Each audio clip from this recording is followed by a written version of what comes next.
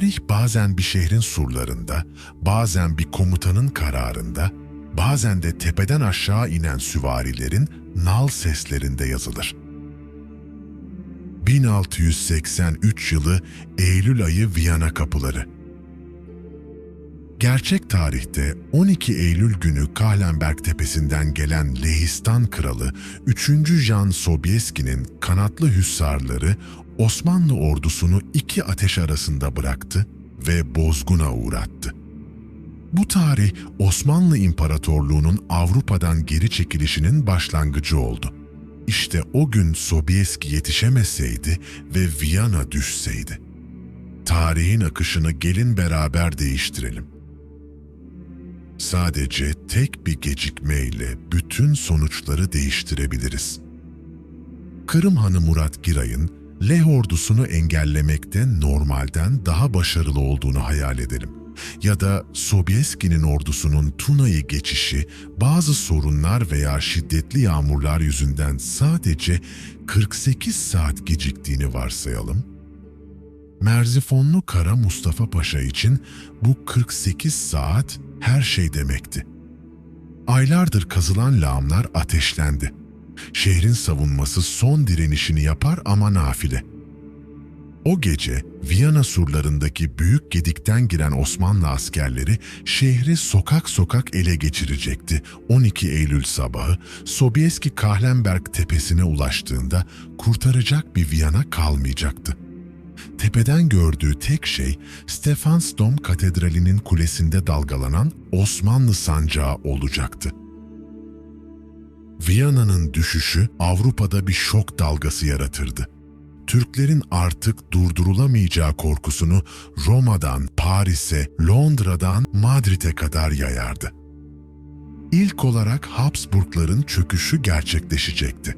Kutsal Roma İmparatoru Leopold, Viyana'yı kaybeden bir sürgün imparator olur, başkentini kaybeden Habsburg hanedanı, Almanya içlerindeki prenslikler üzerindeki otoritesini de tamamen kaybeder. Daha sonra da Merzifonlu'nun kaderi değişirdi. Gerçek tarihte başarısızlığı yüzünden Belgrad'da idam edilen Merzifonlu bu senaryoda Beç Fatihi olur, tarihe Kanuni veya Fatih gibi büyük komutanların yanında yazılırdı. Son olarak Sobieski'nin ordusu ne yapardı? Şehri kurtaramamıştı. Muhtemelen geri çekilir ve Viyana'yı geri almak için daha büyük, daha organize ama morali bozuk bir ordu kurmaya çalışırlardı. Ancak artık Osmanlı savunulması zor bir cephede değil, Viyana gibi güçlü bir kalenin içinde olacaktı. Bu senaryonun belki de en büyük kazananı, Osmanlı'nın ezeli düşmanı Habsburgların zayıflamasından memnun olacak olan Fransa kralı 14. Louis olurdu. Louis, tüm gücünü Batı'ya yani Hollanda ve İspanya'ya yönlendirir ve Avrupa'nın tek hakimi olmaya çalışırdı. Osmanlı İmparatorluğu ise duraklama dönemine asla girmezdi. Viyana bir sonraki Almanya ve İtalya seferleri için stratejik bir üs haline gelir, Güney Alman prenslikleri Osmanlı'ya vergi veren tampon devletlere dönüşürdü. Venedik'in Adriyatik'teki gücü ise tamamen kırılırdı. Peki Viyana, Osmanlı'nın elinde ne olacaktı? Muhtemelen Şehzade şehri adıyla anılacak, camiler, medreseler ve hamamlarla yeniden imar edilecekti. Avrupa'nın ortasında bir İslam kültür merkezi haline gelip demografik yapısını kökten değiştirebilirdi.